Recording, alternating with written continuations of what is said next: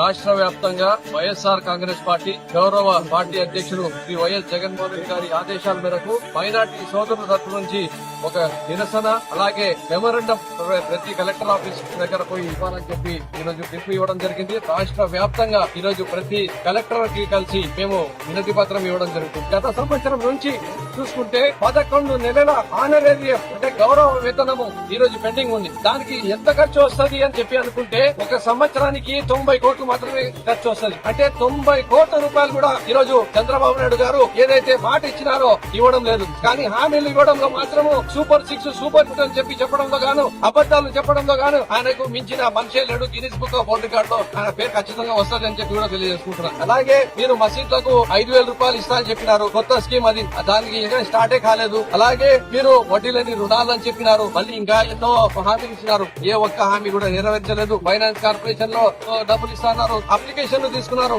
కానీ 1 రూపాయి కూడా ఇవ్వలేదు. అలాగే వక్ఫ్ బోర్డు గురించి అయితే దానికి వ్యతిరేకంగా ఓటేస్తామని చెప్పి మళ్ళీ దానికి సానుకూలంగా ఓటేసి ఈ రోజు దేశ వ్యాప్తంగా ఉండే ముస్లిం సోదరులకు ప్రతి వక్ఫ్ ఆస్తిని ఇబ్బందికరమైన పరిస్థితిలో వేసిన మనిషి ఎవరైనా ఉన్నారు అంటే అది నారా చంద్రబాబు నాయుడు గారు అని చెప్పి మేము తెలియజేసుకుంటున్నాం.